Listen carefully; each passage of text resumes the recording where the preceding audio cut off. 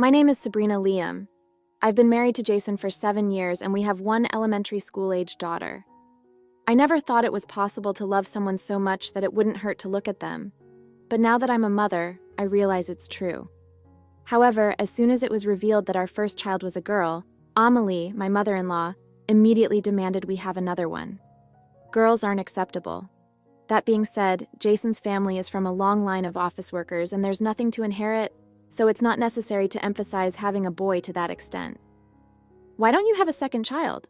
That's what I'm told every time we visit the in-laws. I'm leaving it up to nature, I would reply. If you leave it up to nature, it won't work. You have to have a boy, Amelie would retort. Even though I'm told that Jason became uncooperative with making another child once we had one, even when I told him what she was saying, all he said was, "Just ignore her, she'll give up eventually." After about 2 years of marriage, the topic of living with Amelie came up, and although I felt uneasy, I accepted it. Even though she wouldn't show any love to her granddaughter as expected, I was blamed every day for something regarding the child. "You still couldn't do it this month? You're a useless wife. Why can't you have children? Don't you have any intention of having them?" I can't possibly say that Jason isn't doing his part. It was around this time that I started to get fed up with being the only one attacked every day. And then Amelie said something unbelievable. "Jason is going to remarry with Anaya." "Remarrying with Anaya? Who's that? Haven't you heard it from Jason?" "No, she's Jason's mistress." Jason was busy playing games on his phone and didn't seem to be paying any attention to our conversation. I looked at Amelie again. "Is she senile?" As I was pondering, Amelie shouted, "That's why you should leave right away." "But Amelie, Jason hasn't said anything about that though. So even if you tell me to leave," annoyed Amelie called Jason over and forced him to join the conversation. "Even if I make him participate, there's no way he has a mistress," I thought. However, Jason said, "Oh, about Anaya. Yeah, I'm going to remarry with her and divorce you." It's like saying, "Let's stop buying radishes and buy potatoes instead." What do you mean? What do I mean? What do I mean? Hurry up and move out, my new deal is coming. You explain yourself, but haven't you heard what Mom said? My new wife is coming, so you're saying you cheated? It's not cheating, yeah, I'm serious. When did you even meet someone like that? Isn't that betrayal? That can't be helped since you won't have a child. So, because I won't have a child, you cheated? And have you known about it, Amelie? Yes, yeah, I did. That's why I've been telling you forever to have a boy. But you keep saying to leave it up to nature, and this is what happens. Here are the divorce papers. Sign them and submit them. Jason had them prepared in advance, apparently, and he took out the divorce papers from the drawer, placed them on the table, and went back to looking at his phone. How can you be playing games on your phone at a time like this? It's not that big of a deal, it's just signing divorce papers. Why is it so hard for you to understand? Amelie keeps saying it's all about having children, but you don't even try to make one. Even if you say we need a boy, with your lack of cooperation in making one, we'll never have a child. Though, are you blaming Jason? Isn't it your fault? Why am I at fault? It's always the wife's fault if the husband isn't in the mood. That's how it goes, huh? What's that supposed to mean? That's why I was against this marriage. Besides, you're too old. When you said you wanted to get married, you were 28. I was worried that you were too old to have children. And as expected, we did have a child. We have a daughter, but that's not enough, is it? Girls eventually marry off. They are useless. People don't have children just to be useful. Well, aren't you cheeky? You know, as you get older, being cheeky just isn't cute anymore. That's terrible. I've always listened to what Jason said. I came here without opposing to keep peace in the family. You know, that's what's boring about you. Well, you know, no matter how much I hate it, I just have to say, "Yes, dear," and listen obediently. That kind of thing is just boring. You know, when it comes to that, my girlfriend, she's got her own opinions, you know. I think that's what's good about her. What's going on? Accepting living with Amelie, not opposing anything she says, all for the sake of Jason, is that boring to him? And the way things are going, we won't be able to have a boy, right? I don't have any expectations for you anymore. I mean, you're 35 already. No matter how hard you try, it's impossible. Besides, even Jason would prefer a younger woman, right, Amelie? Amelie said that as if she were mocking me, and I remembered. I've been enduring being looked down upon like this by Amelie ever since I got married. Being told I'm a bad daughter-in-law compared to the neighbor's daughters-in-law. Being criticized for my cooking. being awkward when my kid made noise. I got scolded for not being able to discipline her despite my age. Even when I asked Jason for help, he never sided with me. What was the point of enduring all this for 7 years? And to top it off, Jason's affair. When did the affair start? And who is this Anaya person? Since when? Let's see, it's been about a year since we got married. Wait, 6 years ago. That's around the time I gave birth. Well, as Mom said, younger women's skin is better. So how much worse can it get? Where did you meet her? Oh, it was through Mom's introduction. Huh, Amelie? Yeah, she used to work part-time at a store I frequented, and I thought she'd be just right for Jason, so I approached her. Does that person know you're married? Oh yeah, she knows. But she's saying she's fine with it if I get divorced. She was having an affair knowing you were married? How old is she? You're so interested. But you're the loser here, so why does it matter? See, my husband was taken away. Don't I have the right to know? Fine, she's 10 years younger than you. Aren't you cheeky? That's why she'll probably give birth to healthy babies. So, did Amelie encourage the affair with that person just to have babies? Well, after giving birth, they can just live together as parent and child. I'm not thinking it's just about having babies. As proof, I'm telling you to leave because you can't give birth. That's just what the younger one wants, to get married too. All you have to do is leave. Come on, hurry up and write it. I was urged to write the divorce papers. I couldn't think anymore as they kept telling me to hurry up. At that moment, I saw my daughter with an anxious expression in the corner of my eye standing at the entrance of the room. She was quietly watching us. My daughter's watching. Oh, it's not good to talk about this in front of a kid. Let's talk about it another day. Oh, it's fine. It saves you the trouble of explaining to her. Besides, if you divorce, she has to understand her parents' divorce sooner or later. That's it. It'll hurt her, won't it? It's okay. This kind of thing happens in every household. Parents' divorce is normal nowadays. I inadvertently stared at Jason's face. What are you saying? You don't care about our kid? Thinking that, I began to feel foolish for clinging to being with such people. Then another part of me appeared, saying, just write it and break up already. And I picked up a pen and signed the divorce papers. Here, I've signed it. Is this okay? Saying that and throwing the pen aside, Amelie took the divorce papers and looked at them closely. Yeah, this is fine. Now please leave. You're divorced, so it's weird to stay in the same house, right? Even a new wife wouldn't like that, so please leave. It's too soon to say that. Well, we want you to leave as soon as possible, but I have a kid. It's not that easy. Oh my. I thought signing meant you were prepared for something like that. Yet you seem completely unprepared. Well then, you have a week to get out. Mom, you're okay with that, right? Well, I guess there's no helping it. As soon as I signed, it felt like I was erasing the past 7 years with an eraser. I felt a chill as I led my daughter by the hand into the bedroom. So then, Jason, humming a tune, stormed out of the house as if he was off to see another woman. Amelie, apparently deciding to follow suit, left immediately afterward, and I heard the sound of the front door closing. In an instant, the once lively house fell silent, with only the hum of the refrigerator motor, which seemed oddly cold. My daughter clung to me, crying. It's okay, there's nothing to worry about. We're not going to end things like this. Yes, we'll start everything anew from here, I reassured myself. Within a week, I had finished packing and arranged for a truck. There were piles of cardboard boxes stacked up in the foyer. Upon seeing them, Jason and Amelie seemed delighted. So, you're finally leaving? Well, it took quite a while, and there are so many cardboard boxes. I hope you're not planning to take the appliances with you. Can't you see, not a single appliance is missing? Well, that's annoying. I guess it's better safe than sorry. Since there are also our daughter's things, it's understandable. It just shows how much money I've spent on them all these years. You've been so wasteful. That's true. I wasted money on people who were of no use. I won't be sending any forgotten items back, so don't even ask. I'll be fine. Well, that's good. This will make the house feel more spacious. I was feeling suffocated before.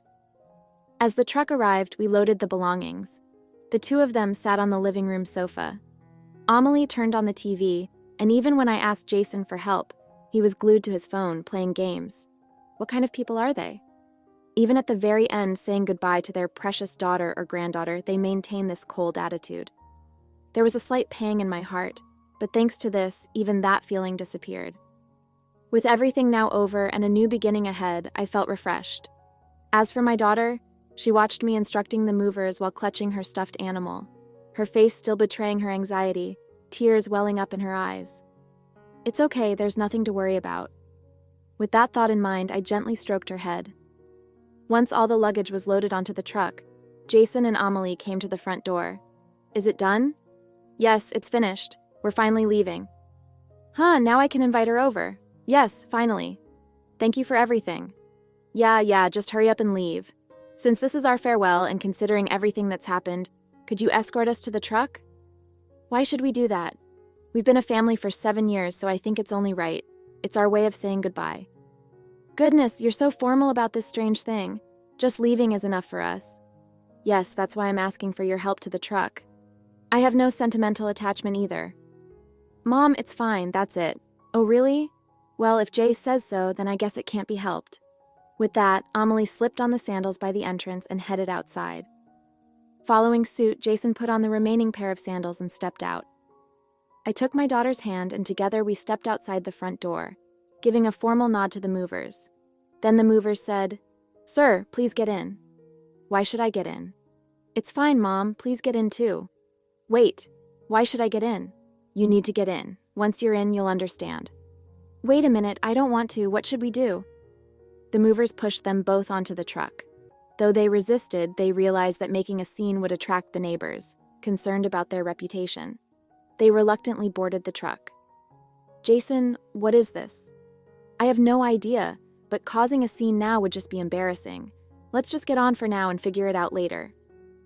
"That's true. It'll be fine if you can come back later." I said that, then closed the truck door and let my daughter wave to them. The mover nodded, started the engine, and began driving the truck. My daughter looked puzzled as she watched the truck drive away, but I smiled at her and said, "How about we have a snack?" Once inside the house, I laid out some snacks I had bought to calm my daughter down. It was a smart cake, not fitting for the occasion. While eating the cake, I told my daughter that her father and grandmother had moved out. She must have thought she was going to leave this house too. She was surprised by the sudden turn of events, but I reassured her that everything was going to be okay. Then her smile returned. It seems she didn't feel sad about getting rid of her overbearing father and cold grandmother. Even at her young age, she seemed to understand who was at fault. About an hour later, just as I had expected, I received a call from Jason. "Hey, what's going on?" "Oh, have you arrived already?" "Yes, I have, but isn't this her apartment?" "Yes, it is. Since she wanted to live together, I sent you over to her place. You should be grateful." "Grateful like hell I am. And how the hell do you even know about this place?" "It's simple. You can find out with a detective." "A detective?" "Yes, I needed the address to send you away. You're the one leaving." "I never said I was leaving. From today on, you'll be living there with her." "It's great. You get to live with her so soon." "What are you kidding me? I'm not kidding. I'm dead serious." "Why the hell my home is there?"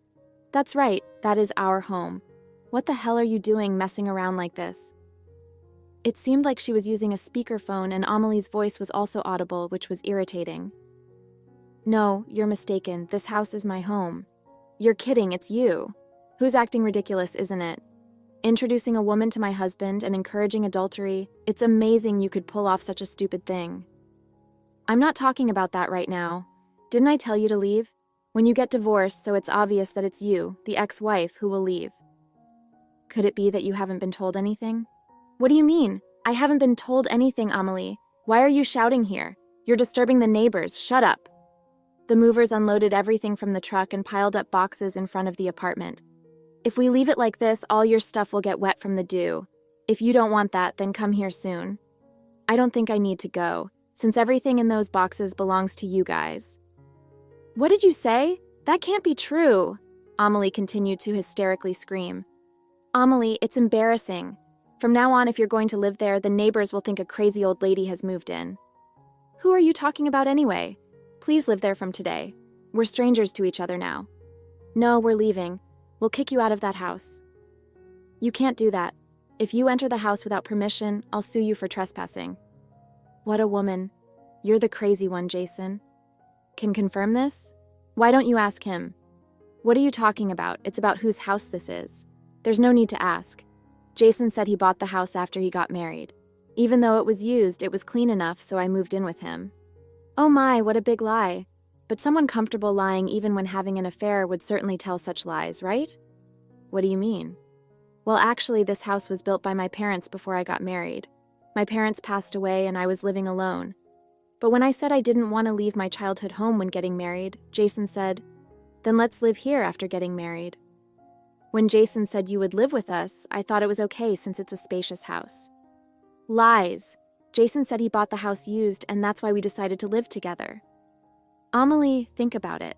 How could Jason afford such a big house with his salary and moving in right after marriage? Even paying for the wedding was a stretch for him. But so this house is mine. You have no right to claim it. Why are you asked Jason. Jason, what's going on? From the phone, trembling, Amelie's voice could be heard. But Jason seemed to be playing games as usual, pretending not to hear. Jason, stop playing games and answer. When it's inconvenient, Jason tends to ignore it. Seems quite inconvenient now that his lies are exposed. Jason, say something. Are you just going to let her make a fool out of you? Fine. As Jason's faint voice came through, it seemed like it was now him speaking instead of Amelie. Sure, it was your parents' house, but I'm the one living here now, so it's mine. Like a child's opinion, you could live here because of our marital relationship, right? That's why I allowed you to live here. You, Amelie said, her voice cracking. It's the same for your mother, isn't it? Well, that's true, but even so, you lied about buying it yourself. Even if you say that, it doesn't become yours. The ownership of this house belongs entirely to me. But if we divorce, we'll split the assets, won't we? That's true, it's never been mentioned until now. But you see, I inherited this house before marrying you. Even if I inherited it after marriage, it's still my inheritance, which means it's not shared property. Too bad. So there's no need to split it. That's a lie. If you think it's a lie, why don't you investigate? I'm just stating what I heard from the lawyer. Upon hearing Jason's skeptical voice, Amelie seemed to think she would lose if she continued. So she spoke up again. But what about appliances and furniture? There are things to split, right? Typically, yes, but all the appliances and furniture in our house were used by both parents. Of course, some things were bought new, like that $1.30 toaster. Do you want it? Shall we give you $1.15? Or do you want to give me $1.15 and take the worn-out one? I don't want it, said Jason, exasperated. Oh, the junk Jason brought when we got married is packed in boxes, and all your stuff is also in boxes. Originally, most of them were going to be thrown away. But since you do seem to cherish things, I didn't want to hear complaints about throwing them away, so I packed everything to ease your mind. So that's how it is. Thanks to that, the moving costs were no joke. It was quite expensive. But since all the appliances are mine, it's a good thing the moving costs weren't there. That's why the movers charged so much. That amount was expensive indeed.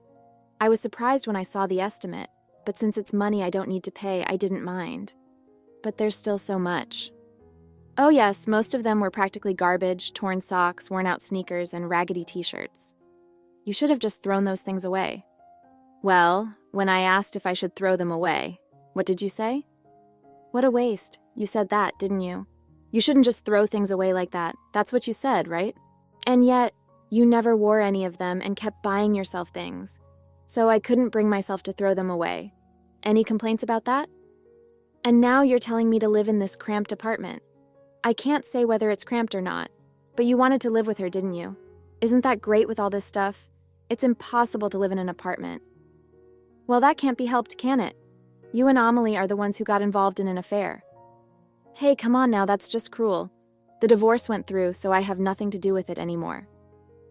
And this isn't the end? There's more to come, so be prepared. Huh? What do you mean there's more? Jason and Amelie were surprised by my words. But I laughed and hung up the phone. Later on, I received a frantic call from Jason. It seems he's being scolded by his mistress. What's the meaning of this? I didn't agree to you coming over suddenly.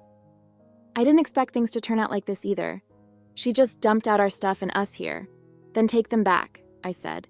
It's a lot of stuff. It's not that easy. I didn't ask for this. When your ex-wife moved out, we were supposed to live in your spacious house. Sure, but it's not that simple anymore. Why not? That house is your house, isn't it? Can't you just reclaim it? Well, you see it's in my ex-wife's name. What? But you said it was in your name? It is, but there are some complications. I thought if we were divorcing, she should at least have the house, to be fair. This is ridiculous. What about me?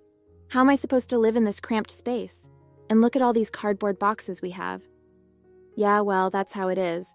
Then buy a house. If that's not possible, then rent a spacious apartment right away with your salary. Well, then that might be difficult. You're so annoying. It's no use making such a racket in this tiny apartment. Since it's come to this, we have no choice but to live here. What? What are you talking about? Are you seriously considering living here? Then you should pay 2/3 of the rent. Why would I do that? Of course, you brought your mother along without even being married yet. And now you're saying you'll live here together. It's ridiculous. If we're living together, you should pay rent for each person. And also, food and utility expenses. We should split those too. Why are you so cunning? I'm cunning. You're the one trying to live here without paying anything. Most of these boxes are yours, right? I don't even know what's inside, but do you need this much stuff? There might even be stuff in here that's unnecessary. I almost want to charge you for the storage space these boxes are taking up. They're taking up almost all the space. I can't believe you'd say something like that. Marriage hasn't even happened yet, and we're already in a battle between wife and mother-in-law. I don't even want to go back to the apartment anymore. Oh? Doesn't sound like fun. Don't joke. My mom says she doesn't want to live with a woman like Anaya, and Anaya says she'll never accept her mom as her mother-in-law. It's so difficult that the neighbors are complaining about the noise. I thought that would happen. I've almost lost my temper living with that girl, but I endured it for Jason's sake. But why should you have to endure it when you're not even married yet? And on top of that, there's alimony from you. What do you mean, alimony? And child support, too. We divorced because of your affair. It's only natural to ask for alimony. And since I'll be raising your child, it's only natural to ask for child support, too. There's no way I can afford that. If I pay that, I won't even be able to move out. Then don't pay. In that case, I'll have to hire a lawyer. But if I do, be prepared for it to get even more expensive. The lawyer I'll hire is quite skilled, and I think I'll also bill you for the lawyer's fees. Why? Because the lawyer is skilled, that's why? Please don't make such demands from behind. Jason, who spoke in a tone akin to a complaint, became drowned out by the shouting voices of his mistress and Amelie. After that, he never paid the alimony or child support. Realizing this wouldn't work, I eventually decided to hire a lawyer. The lawyer, as reputed, demanded a lump sum alimony and secured a promise to pay child support every month. But Jason was irresponsible. He even thought about not paying, so I added a condition that if he didn't pay for even 1 month, his salary would be garnished. Of course, I also demanded compensation from his mistress and ordered her to pay it all at once. Then, his mistress seemed furious, wondering why she had to pay such a thing, and another battle erupted. Anaya blamed Amelie for being the one to initiate contact, but in contrast, Amelie thought Anaya was the one to be blamed. Knowing Jason was married, she chose to be his mistress. Finally, the mistress, unable to tolerate being with such an old hag any longer, thrust a demand for compensation onto Jason and expelled both of them. The two who were kicked out seemed to have stayed at a gaming cafe for a while, but Amelie kept saying that this wasn't doing the trick for their fatigue, so they somehow managed to contract a cheap apartment. However, it turned out to be a rather cold room with a cemetery next door. But then again, it's easy for you to say that since you don't live there. While Amelie, who spends all day in the apartment, kept complaining about feeling queasy, he seemed to have tried to appease Amelie by saying she could sleep in a bed. But apparently her mood swings were abnormal. And even when he came home tired, there was no room for relaxation. Under such circumstances, it was impossible to maintain a normal mental state, and eventually, Jason also suffered from a mental illness. He's now depressed and unable to work or go outside. It's tough not getting child support, but considering how he neglected me and our daughter, I hope he suffers as much as possible. On the other hand, with Jason and Amelie gone from the house, my daughter and I are living peacefully together. Our lives are not threatened by anyone and are filled with peace and happiness. I'm praising the decision to divorce. Thanks for watching. How did you find the story? Let me know in the comments below. Don't forget to like this video and subscribe to our channel for more awesome stories like this. Your feedback and support mean a lot.